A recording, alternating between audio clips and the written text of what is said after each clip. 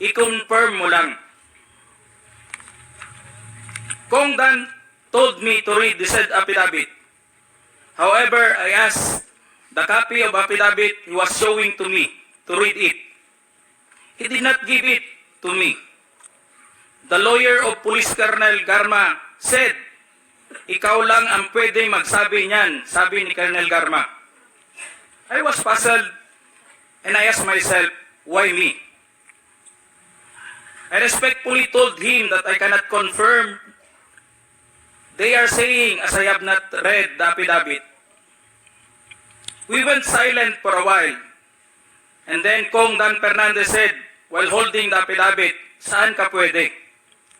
Dito, noong 1999, about DDS, alam mo to, pulis ka na sa Davao nito. I politely told him that I was not still with the PNP because I was working with the Bureau of Jail Management and Penology in 1999 that time. After some time, Kong Abante asked me how many years do still I have with the PNP. I answered, I still have 4 years before my retirement. Then he made a remark, pwede ka pang maging general.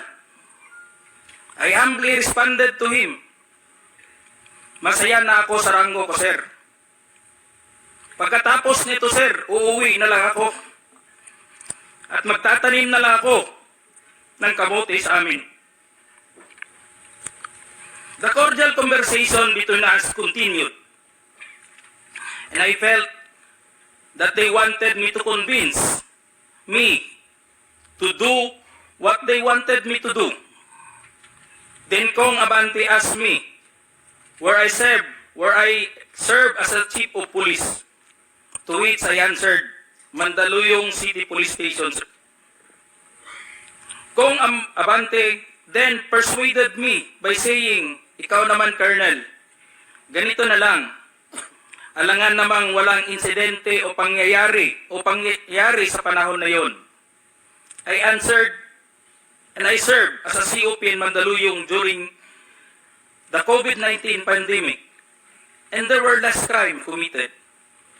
And we did not receive any reward from anyone. I added that we only received funds, additional MOA or support fund, from the Peace and Order Fund of the LGU. I then respectfully told Kong Dan Fernandez that anybody can debunk my statement if I confirm the testimony of Colonel Garma about the DDS in 1999, since I was not a member of PNP at the time. And I have no personal knowledge as to the reward system. Additionally, I said, the work of the policeman are noble and requires great sacrifice, even without the reward or award. It is our moral obligation and a call of duty to serve our country and people. Then Kong Dan asked me, si Colonel Garma, anong masabi mo sa kanya sa Barayuga? I politely told him I cannot comment on the case. When I respectfully answered him, Sir, mahirap yan. Kasama kami sa nag-iimbestiga at hindi ko alam kung anong kinalaman niya at may investigasyon din sa amin, baka ma-incriminate ako, sir. After the discussion, they did not give me a copy of the second affidavit of Police Colonel Garma. I felt that I disappointed them. Kong Dan Fernandez and Kong Abante left the room, while I and the two lawyers of Police Colonel Garma stayed in the room for a while.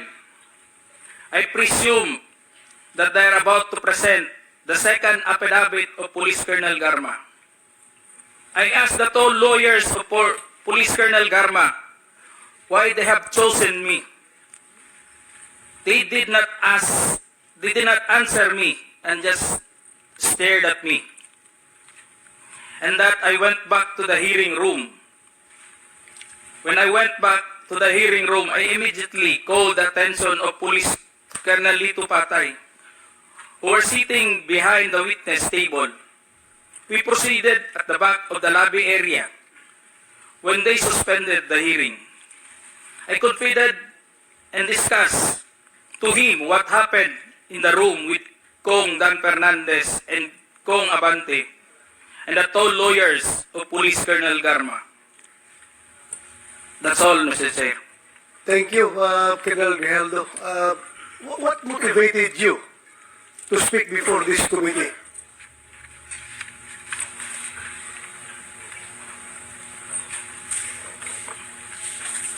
The time, Your Honor, I was insulted and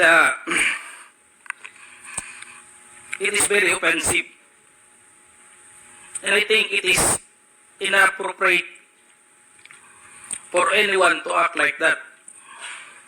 So meaning, you feel that you are being coached to make that statement? Yes, Your Honor, I feel I've been corrupted to make that statement, Your Honor. Just because at that time, habang nag-uusap-usap, habang nagkakaroon ng deliberation doon sa hearing, Your Honor, hindi ko alam kung may present nila si Colonel Garma at that time, Your Honor, na mag-ano ng second supplemental, ay yung supplemental affidavit niya. So do you feel harassed? Did you feel harassed? It's an harassment and very offensive, Your Honor, and uncalled for anybody. At that time, I was wearing my uniform.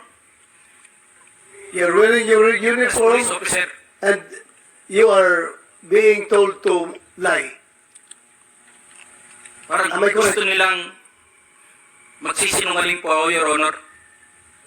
So, Colonel Grijaldo, I would like to thank you for your courage. I'm sure maraming pulis kayo nanonood, and if you have observed, mabuti na nagsalita ka, dahil if you have observed, the way they are treating policemen in the Quadcom, it's very hard. I feel them. I feel them.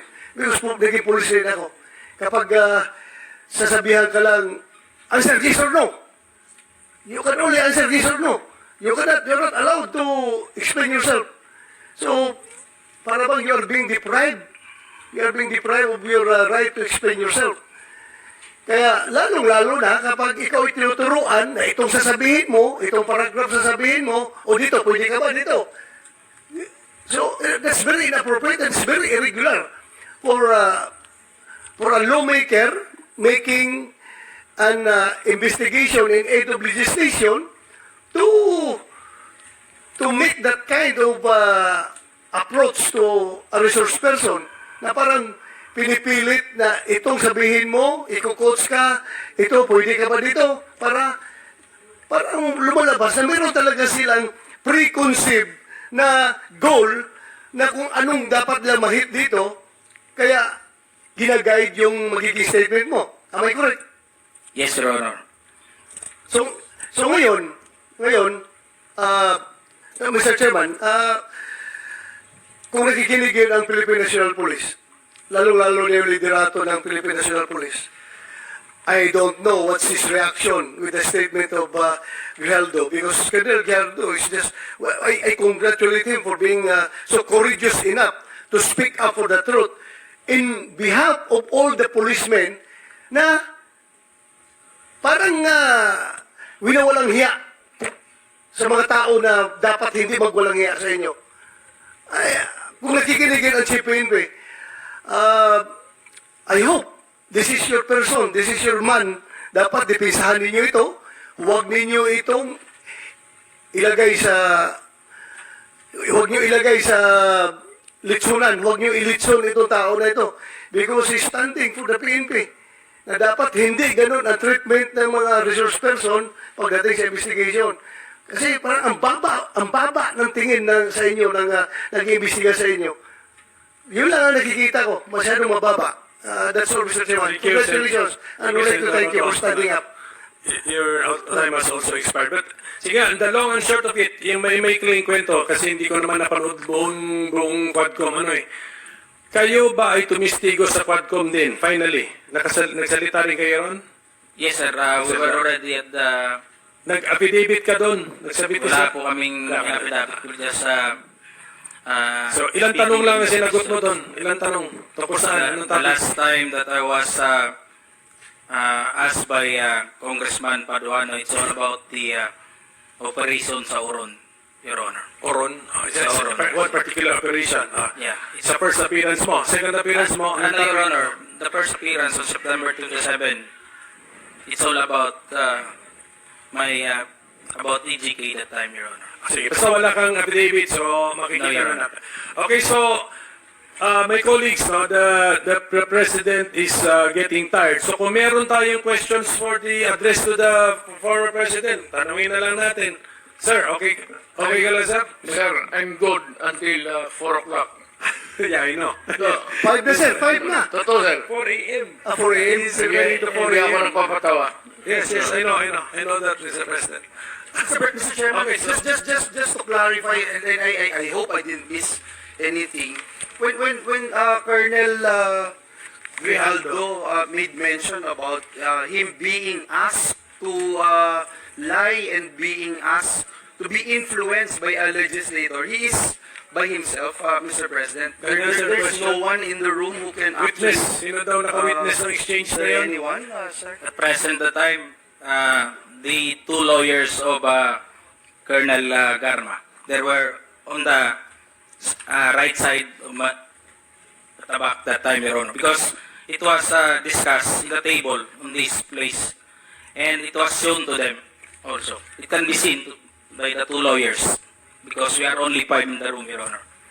And seen and heard Yes, Your Honor. the words that you uttered a while ago. Just because one of the lawyer reacted when I refused to confirm the statement, because the holdings of this paper, Your Honor, like this was on the second page, and I've seen some notes or names, and my name was indicated in that statement. So when I rejected, or I don't want to say rejected, parang nag-explain ako na hindi ko kayang i-confirm yung statement na yun.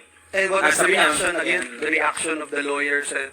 Hindi na rin sila umimik, Your Honor. Kasi yun lang naman gusto nila na mag-collaborate doon sa statement na pinabit ni Colonel Garma. Thank you, Mr. Okay, Chair. so can we now entertain questions directed to the former President?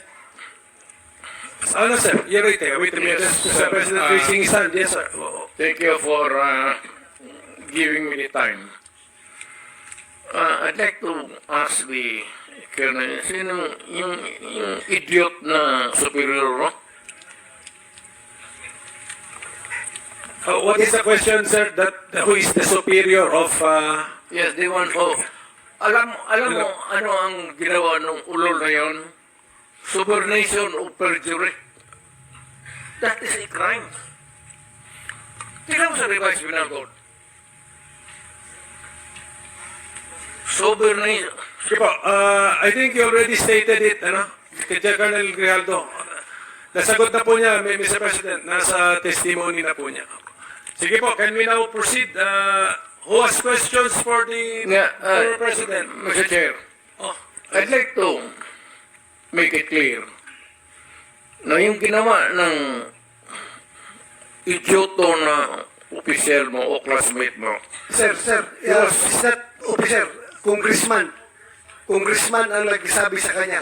Congressman. yung idioto na congressman, subornation o perjury yan. He was suggesting the mere suggestion of what he wants you to do is already a crime. Under the revised penal code, yung inuudyok mo yung tao na mag-execute ng affidavit falsely or making a false narrative, sovereign yan o perjury. Yes, that's a crime under the Yes. revised penal code. Yes, sir. Thank you. Sige sir, because okay, we are operating under time constraints. So sabi ko kanina hanggang 3 o'clock lang tayo. But sige, can we- Gusto ko lang habulin yung classmate mo. Ay, yung congressman. Parang papailan ko ng kaso. Total, hindi ko na kailangan yung affidavit mo. Your narrative here is under oath. Hindi ko na kailangan yung affidavit mo.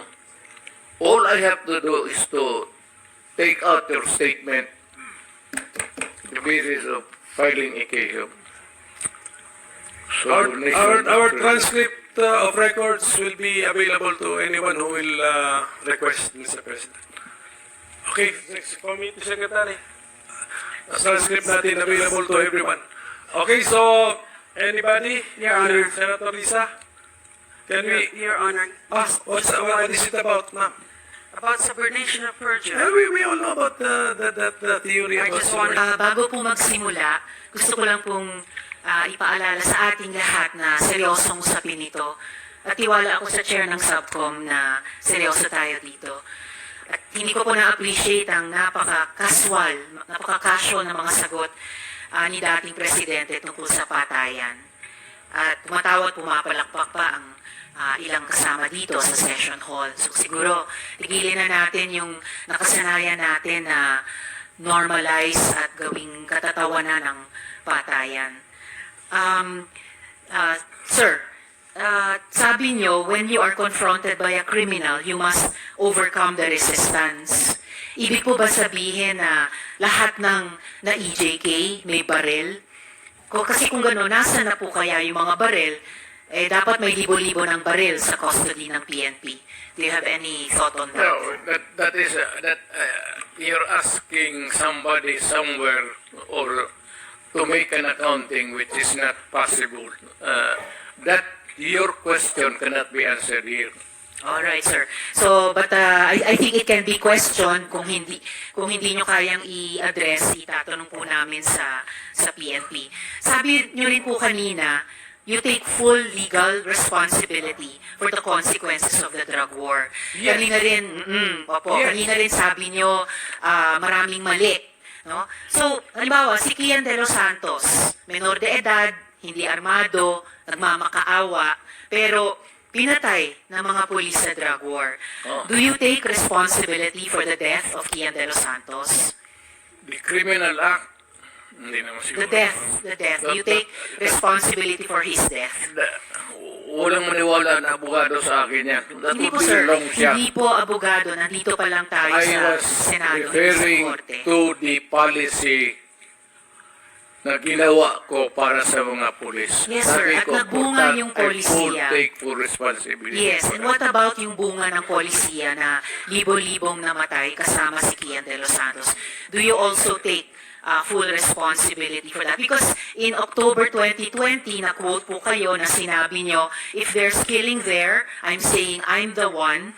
You can hold me responsible for anything, any death that has occurred in the execution of the drug war. Noong October ulit, October 21, noong 2021 naman, in a Reuters interview, kinwote kayo na sinabing, if there is any person who is going to prison, it would be me. I assume full responsibility. So, do you assume responsibility for the death of Kian De Los Santos? Mr. No. Chair? No.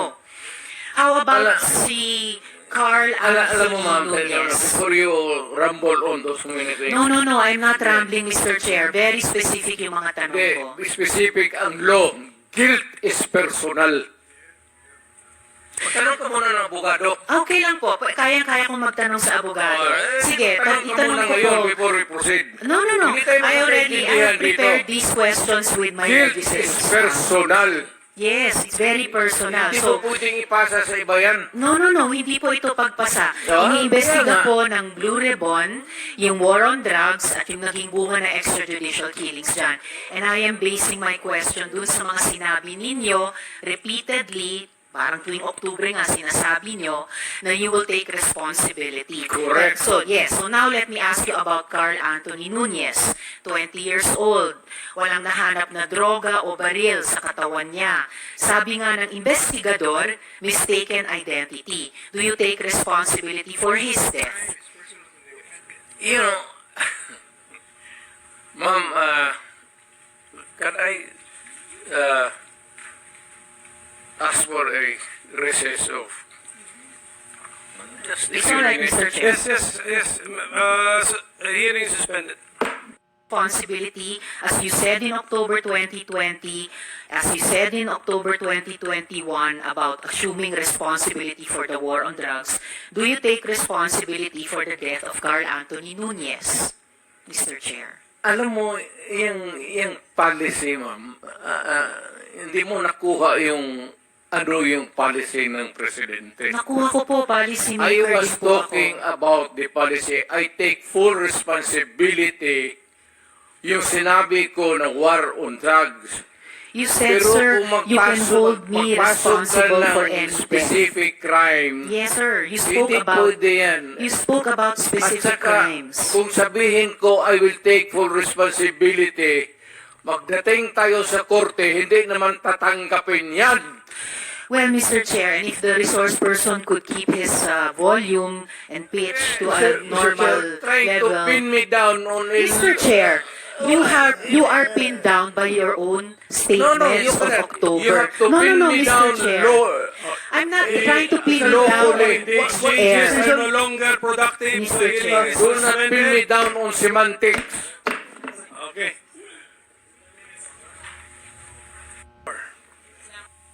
Salamat kayo, Mr. Chair. So, i-summarize ko na lang yung unang line of questioning ko.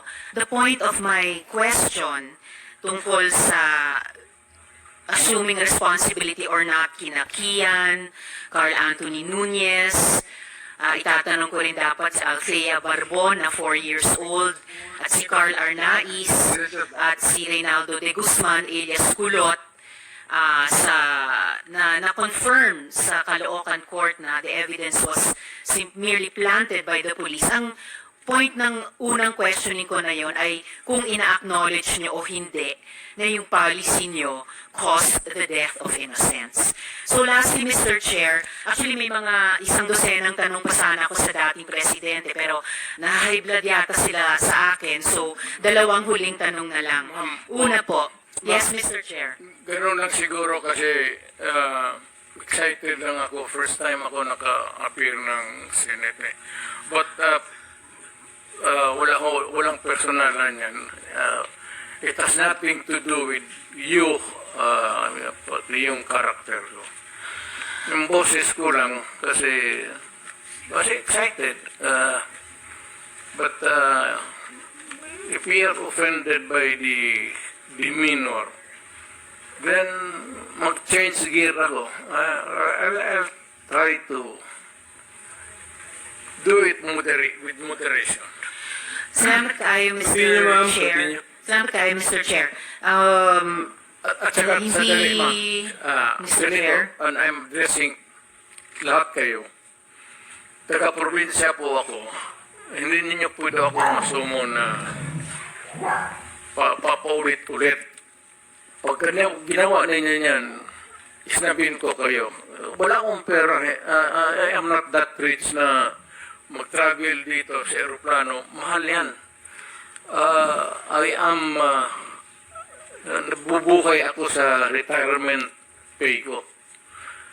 So, pati itong pamasahe ko, retirement pay ko yan. Wala akong negosyo ever since. Gobyerno lang ako. I have been an employee of government ever since.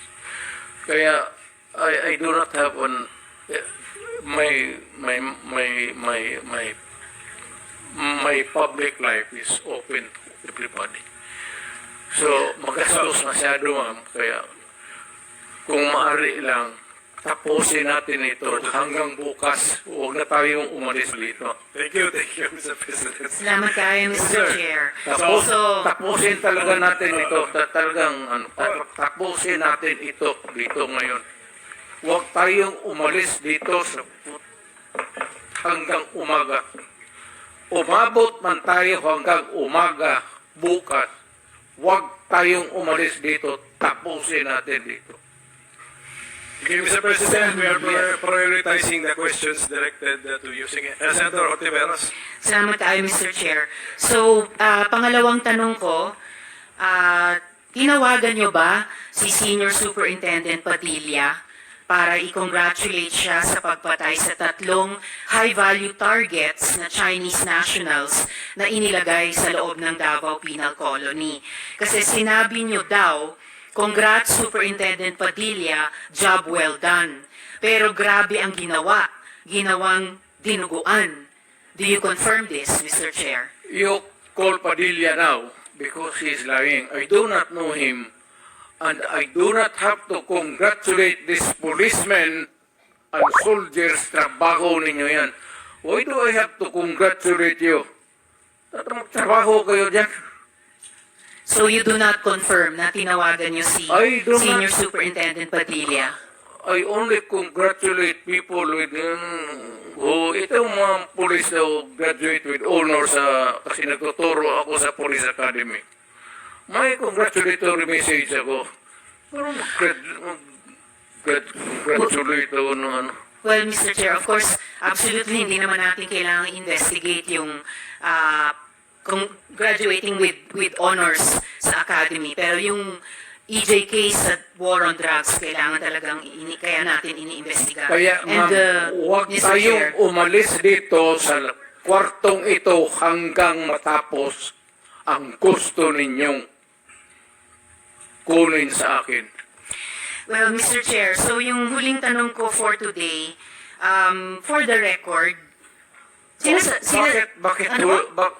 Tinawag Mr. ninyo Chair. ako dito tapos yan lang ang huli ninyong tanong?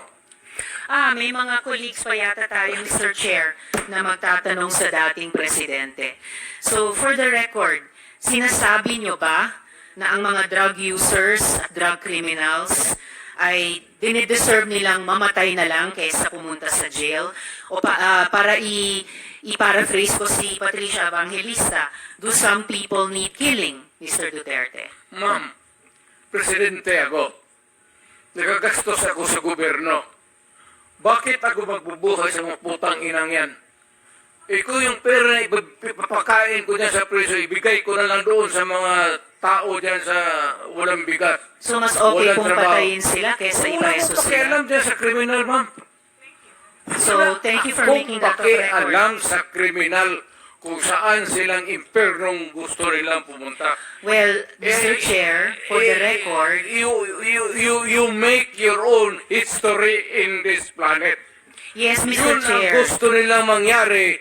Doon sila sa impyerno at doon tayo magkita. Well, Mr. Chair, wala namang jurisdiction ng Senado sa impyerno. Dito lang sa bansa natin pwede tayong mag-investigate. Doon tayo pupunta. Well, wala po akong ambisyon pumuntang impyerno pa. Pero Mr. Chair, ang punto lang nito, ang punto lang nito ay nung magsisimula ang anumang police operations, drug-related police operations, supposed to be, at sinabi ng mga resource persons, merong pong manual of operations, merong continuum of force sa pag-enforce implement ng police anti-drug operation. So, ang premise is, yun na nga, arrest muna at build the case. Well, Mr. Chair, no, as a final word, I hope and I imagine that the Department of Justice is watching dahil ang daming admissions ng dating presidente involving criminal acts. Salamat kayo. Kasaysayan na lang po maghuhusga. Salamat kayo, Mr. Chair. Thank you, Senator. Mr. Chair. Yes, go ahead, Mr. President. Nagtataka ako hanggang ngayon ang Justice Department hindi pa nag-file ng kaso hanggang ngayon. Katagal lang. Katagal ko na matagal ako pumapatay ng tao hanggang ngayon hindi pa sila nakapile ng kaso. Mr. Chair, another addition to the list that's growing by the minute. Okay, for the record, Mr. President. Wala, Mr. President, for the record, kasi may nagtanong din sa akin eh. Wala.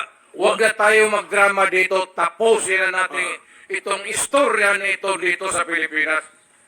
For the record, Mr. President, wala. Kasi naawa ako dito sa mga pulis. Sa totoo lang, naawa ako sa mga pulis, pati sundalo. Kaya ako, akin, mine and mine alone. Pag nag-inutusan ko ito, mag-operate itong mga buang na ito, kung ano mangyari akin yan, I'm emotional because I've been longing to state this particular sentiment. Protektado ko yan sila. Basta in the fulfillment of duty, Mr. Senator, yan sila, naging chief of police yan. Protektado ko ang police pag nagtrabaho in the fulfillment of duty.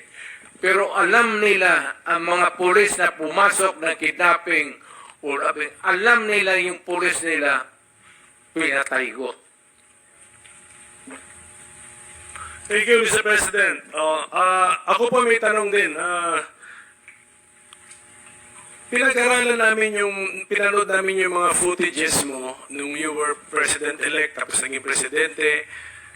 Meron kayo sinasabing ang reward, iba-iba nga yung amounts, tapos sasabihin nyo parang may encouragement na patayin ng mga kriminal, pero dudugtungan nyo parati sa dulo ng lalo na kung nalagay sa peligro yung buhay ninyo. So, ito lang po yung tanong ko. So, when you were President, hindi nyo ba po concern na malito yung mga nakikinig sa'yo, na kausap mo mga law enforcers, na may maniwala, lalo na doon sa first part ng sinabi mo at na-confuse na sila sa... Kasi paliko-liko po yung mga pronouncements po ninyo, Mr. President. When you were President, were you not concerned that you will be misinterpreted? Hindi, kasi matagal akong instructor ng pulis eh. Ay, dumadaan ito sa psychiatric. Gagastos pa ako ng... Ano yung pasulso president? May funding ako dito sa mga psychiatric nila. Nandiyan yan sa item eh. Hindi naman ito ano. At saka, alam mo, Senator, okay yung mga ganong mga heinous crime, mga patayan dito. Ang presidente o mayor, hindi pwedeng kailangan magbitaw ka talaga ng salita. Ina ninyo. Kasi pag hindi, hindi ko na nag-iibang. Look at my city.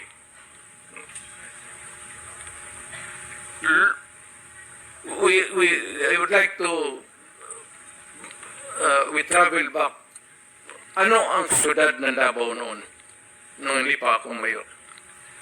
Nandyan yung komunista, nandyan yung mga food nandyan lahat. Abusado na pulis, abusado na sundalo. Puro kriminal, puro kanya-kanya. Nung na mayor ako, sabi ko,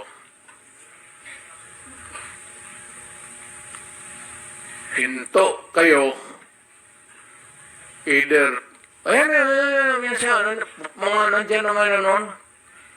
Sabi ko sa mga pulis, either patayin ninyo ako o papatayin ko kayo. Putang ina, huminto kayo niya ng bitse kayo. Eh, kung sinabi ko yan sa mga kriminal, sa pulis, lalo na sa kriminal.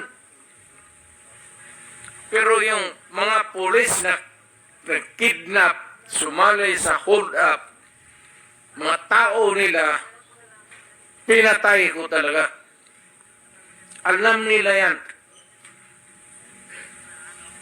Ibibigay nila yung pangalan kung tanungin mo. All you have to do is to place them under oath.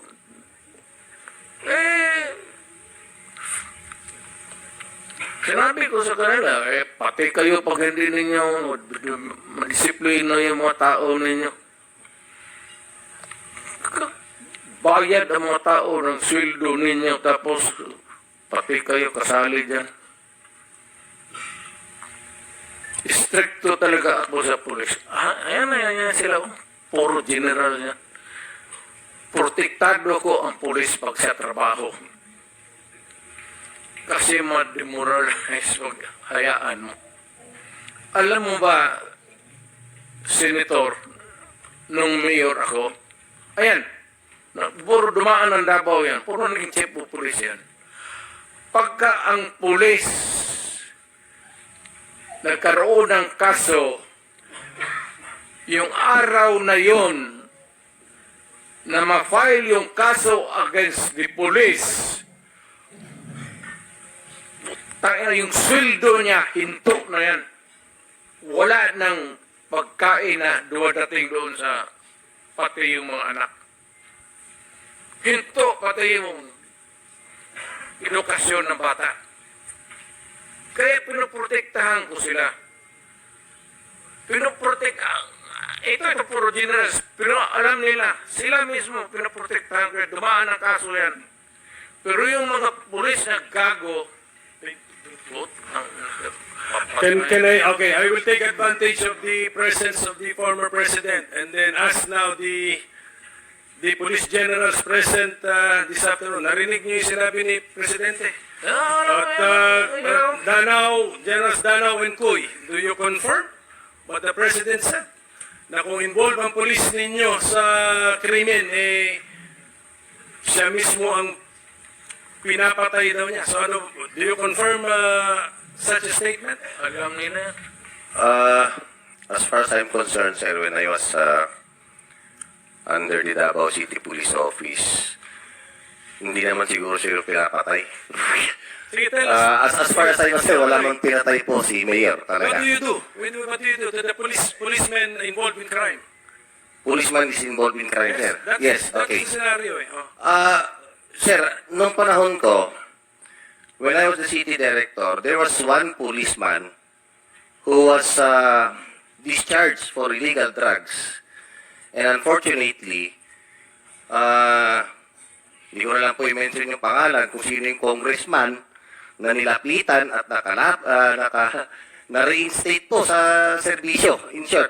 Okay, he was already discharged from illegal drugs. Wala pang 1 year, sir. Walang ginawa kundi magmaoy, mamaril, at binabaril niya, sir, yung kanyang misis, binabattle indok niya yan. Okay? So, in short, sir, yung taong yun, kinausap ko. Kasi sabi ko, kababalik mo lang, baka pwede namang maglaylo ka. Okay? So, ang nangyari, sir, naglaylo siguro ng 3 linggo. Ganon uli, sir.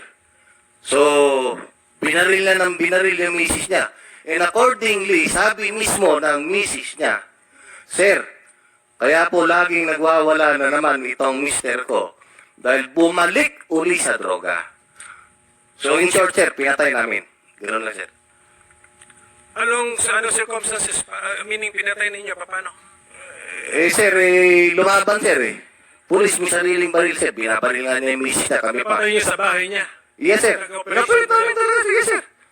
Pinapalit namin, sir. Nakalimutan ko lang yung apelyido. Pero that was when I was the city director. I think it was 2014. Anong month? I am familiar with the... Sige, sir. Can you supply the details, Mr. President? Yes, lumaban, sir. Yung petsa, so that yung mga gusto mag-research further sa insidente, anong petsa, anong pangalan ng tao? I cannot... it will be impossible to remember that. I have to go back home and... General Danao, month and year? Para lang because this happened in Davao City, pero anong month and year? Para... Yes, sir. Hindi ko lang, sir, maalala yung pero I was the city director, sir, Pero that was from... Kasi I was assigned, sir, from 2012 up to, 16 yata? Or basta almost 3 years yun, sir, Thank you. So, walang ginawa yun, sir, kundi magsumbong sa station.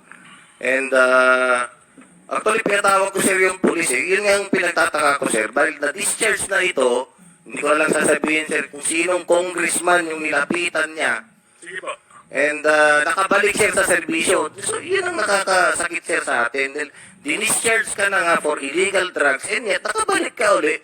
Pagbalik mo, the same trabaho, the illegal drugs pa rin. So what will you do sir? Alam ka naman na misis mo, binabaril mo, buntis, binabatil indok mo, hindi lalo na sa ibang tao. Thank you, General Cuy. Any reaction to what the President said? Sir, when I was the city director then in 2005, I cannot remember any incident of a member of the Davao City Police na involved in illegal activities. But yung policy na yun po ni Mayor noon was well known to the public, more so to the members of the police force. Senator, Go ahead, sir. Sa lahat ng puro nadaan ng Davao to, pinakamabait yan si Kuy. Hindi naman kapatay ng lamok yan. So yung iba dyan, danaw, patay ka dyan. Alam mo, ang trabaho nitong mga to is to confront criminals. And pag nandyan na yan, nakumuntot na, buhay ng nila.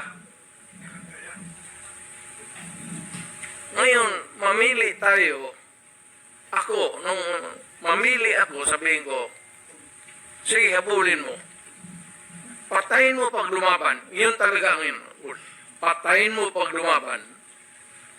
Hindi ko sinasabi isalvage mo. Nasabi mo, hulihin mo, nakakampag, tapos barilin mo. Hindi trabaho ng lalaki yan eh. Kung tunay ka na lalaki, hindi mo trabaho yung patay ng tao na bigyan mo ng baril, magbarila na lang kayo. Alam nila yan lahat eh. Ayan si katabi mong senador, alam niya yan. Senator De La Rosa. Mr. Chair, I would like to share also my own personal experience. Pagdating dyan sa mga words ni President Duterte na sinabi niya, yung pananakot niya sa kriminal na pag kayo gumawa, o lalo na kayo mga pulis, na involved kayo sa kidnapping, involved kayo sa droga, involved kayo sa hold-upan, papatayin ko kayo. Yes! Sinabi niya yan. Sinabi niya yan. At itong mga pulis na ito, na namamatay din, namamatay sila during operation na kinandak sa kanila, dahil lumaban talaga sila. Hindi naman pupuntahan mo lang yung pulis para barilin. Sabi nga ni Presidente, hindi gawain ng lalaki yan. Hindi gawain ng lalaki yan. I have my own personal experience. Isang tao ko noon, matagal na ng tao, sinaligan yung trusted ko na tao. Ang problema, nagka-girlfriend ng isang drug addict. Nung girlfriend niya yung drug addict, siya rin tumira na ng droga. Ngayon, nung tumira na siya ng droga, dahan-dahan na rin siya nagbibinta ng droga. Pupusing na siya. So, naawol siya ngayon. Nung naawol siya, full time na talaga siya naging puser. Sabi ni President Duterte nung mayor siya, yung mga pulis na yan na nagbibinta ng droga, papatayin ko kayo. Alam mo nangyari? Inupuritan yung pulis na yun. Tauhan ko yung dati. Inupuritan siya. Pag-operate sa kanya, nag-bypass. Nung nag-positive, inaresto siya. Pinasok siya. Barilan sila. Nung mga SWAT na pumasok. Ang masakit pa nga, Mr. Chair, yung mga SWAT na pumasok sa kanya, nag-assault, classmate niya na matagal niya kasama from the training center hanggang sila nagiging SWAT, hanggang nagiging kasama sa basketball araw-araw, kasama sa kusina kumakain araw-araw. Pero sabi ng pulis ng SWAT na nag-assault, Sir, ano magagawa ko? Classmate ko yan, hindi ko kaya patayin, pero lumaban eh. Kaya, paano ko i-explain ito ngayon sa asawa ng classmate ko na namatay na kumari ko? Kumari ko pa yun. Ang hirap i-explain, sir. Patay na yung classmate ko, pero kung hindi ko rin naman siya barilin, ako mamamatay. Magaling na shooter yung tao na yan. Magaling yan bumaril. Kaya ganun po ang nangyari. Pag sinabi ni President Duterte, as a matter of policy na, papatayin ko kayo mga kriminal, papatayin ko kayo mga polis na sindikato, yun ang ibig sabihin. Papatayin kapag lumaban. Yun talaga. Sabi niya, mas gusto ko pagkatapos ng putukan, kayo ang nakatayo. Yung kriminal ang tumba. Hindi kayo ang natumba. Ang kriminal ang nakatayo because mahirapan akong mag-explain doon sa pamilya ng pulis na namatayan. Pero yung kriminal, wala mang problema kasi sila man talaga nagmuha ng krimen. Kaya kung lumaban, mahirap kasi pagka kinuha natin yung word palagi na yung intimidation na ginagawa ni Presidente sa mga kriminal, pang-intimidate lang yun. Kaya nga, ang ganda ng Davao City dahil takot talaga pumasok ang mga kriminal doon. Sabi niya, pag kayo kriminal pumasok sa Davao City, hindi kayo makakalabas dito. Kaya takot sila. That's intimidation. Pero yung pag-implement ng sinasabi niya, papatayin ko kayo, walang pulis na gago na graduate ka ng public safety basic recruit course na tinuruan ka ng police operational procedure, tinuruan ka ng mga lahat-lahat ng mga rules of court doon sa training mo, tapos isalvage mo yung tao? Walang pulis na gano'n. May pinag-aralan ng pulis eh. May pinag-aralan yan. Kahit nasabihin pa si Presidente na, barilin mo dito ha, barilin mo dito. Hindi susundin ng pulis yan. Dahil alam nila what is tama at alam hindi. Kaya, palagi lang na may misinterpret, na may misquote yung kanyang mga hyperbole, yung mga superlatives, yung mga ano pa yung mga pinagsasabi ng Presidente, just to send the message to the spine of the criminals na takutin sila. Yun po ang technique niya. Magaling yan siya sa saywar eh. Magaling siya sa pang-iintriga hanggang yung mga kriminal mismo magbabarilan. Sila na lang mismo. At yun ang ginawa niyang Davao Death Squad, yung mga kriminal na nagbabarilan. Salamat sa inyo. At wala na trabaho yung polis. Kayo na mga kriminal nagbabarilan dyan sa Davao City. To complete your story, Seto Bato, yung sa tauhan mo, if you can remember the time frame, time period, anong year? Di ba? Sige pa, para lang Sige, mag-research na tayo. Ipagpaparesearch na ako kung anong year yun.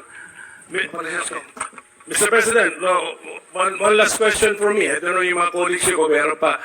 Meron pong footages kasi na, katulad doon sinabi ko kanina, yung sabi mo kung pwede kayo ma-misinterpret na in-encourage nyo patayin pero dinudugtungan nyo ng kung manlaban, ganun. Pero sabi mo rito, may 3 million ako sa mga drug lords, itong terrorizing, supervising na drugista, 2 million, second echelon, 1 million, ordinaryo, 50,000. Did you actually fulfill itong mga rewards na sinabi niyo po? Kahit na doon sa pwede nyo sabihin na pasok sa inyo sinabi na napatay mo kasi self-defense. Did you actually give rewards like this, Mr. President? Storya lang yan, sir.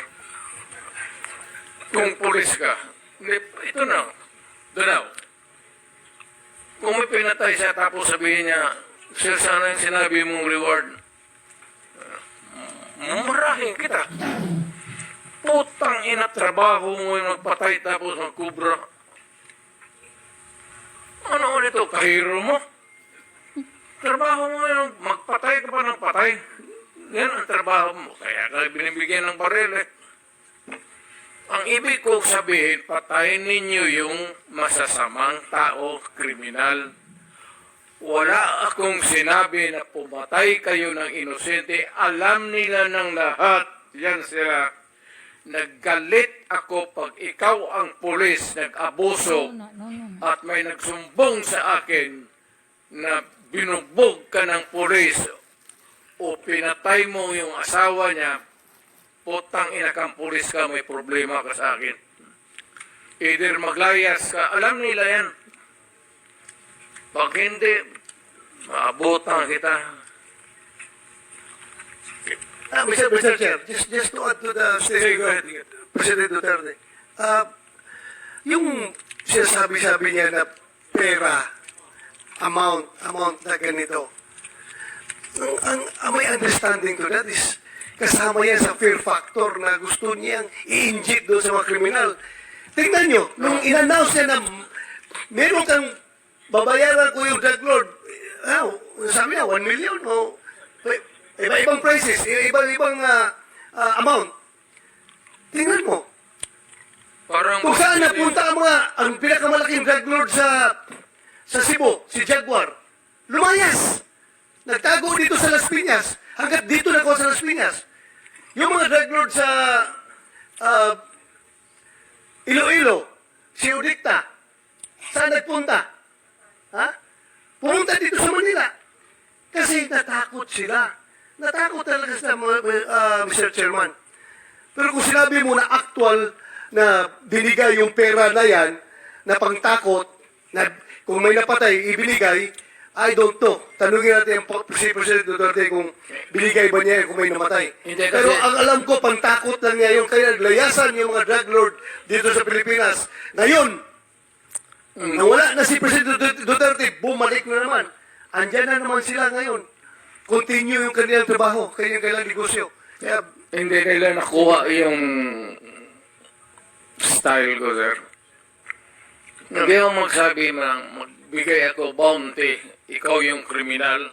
Criminal A, 50,000.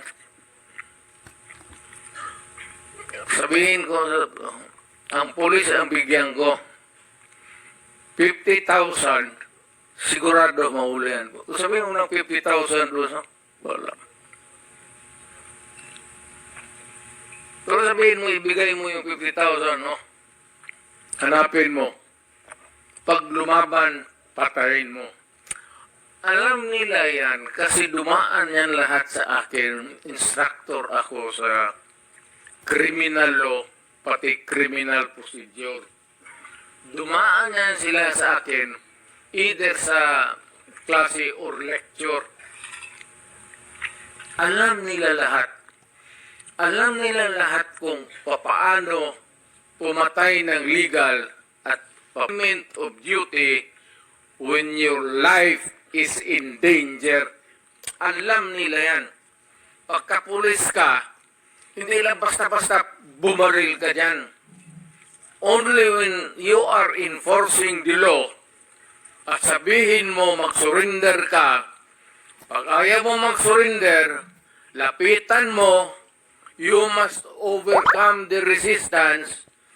Pagka nakaputukan kayo, sinasabi ko sa IAS at sabihin ko uli ngayon, ang sinasabi ko sa pulis, huwag kayo umuwi dito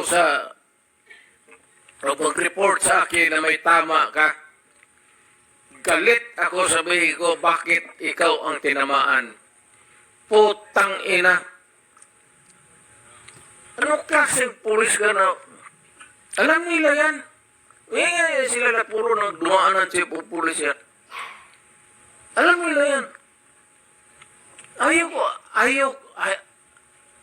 Senator, ayaw kong makita yung pulis ko na matay.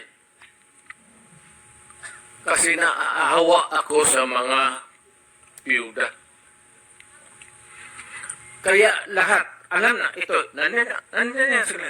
Lahat ng pulis na mamatay sa Davao, pinupuntahan ko talaga. At yung mga byuda nila, ayan, nandito harap-harapan. Yung mga byuda nila, ginagawa ko casual sa City Hall para may pundo lang pangkain. Tanungin mo yan sila isa. Ganun yan. Pag nasuspende ang pulis, nung mayor ako, wala na yung sweldo, ako ang nagbabayad. At pagpabay kaso, ako ang nagbibail bond. Pero kung abusado at kriminal, alam nila, napapatayin ko talaga sila. Alam nila yan. Alam ng buong Davao yan. Huwag na tayo ang bulahan. Hindi ako matapang. Takot rin ako mamatay. Pero may paraan ako. Thank you, Mr. President. Okay. So, we appreciate your attendance. No? Nag-overtime na po tayo, sir. Pasensya na po, hindi natin kaya hanggang 4 a.m. Okay lang, sir. Okay, kasi. And then, so, to the other resource persons or witnesses na hindi po natanong man lang, including Muking. Muking, sir, taas mo kami mo Muking kasi marami sasabi baka hindi ka mag-appear. But thank you for, so pasensya na po kayo, no? We run out of time for our first hearing. Automatic, ano na lang, Senator, bigyan mo ko konting panahon, sandali. Kasi ito si Muking, yes, sir. kikibigay ng pera. Hmm. Alam mo, ang pulis, sir, at alam mo yan, ikaw mismo alam mo yan. Yang pulis, walang pera yan pang operasyon. Magtanong ka dito ng istasyon. Sweldo lang yan sila, may equipment sila, ganon, may police car. Putang ina, walang gasolina yan. Maniwala ka. Magtanong ka ngayon, maski ikaw sa probinsya, utosan mo, sir, walang pang gasolina. Ewan ko, I'm not trying to cast aspersion doon sa taas. Pero may mga gasolina, wala. Kung hindi mo bigyan, ito, kung may krimen, may nakidnap, ako, bigyan ko yan sila. Ayan, buhay yan. Bigay ako sa kanila, 50,000. Gasolina.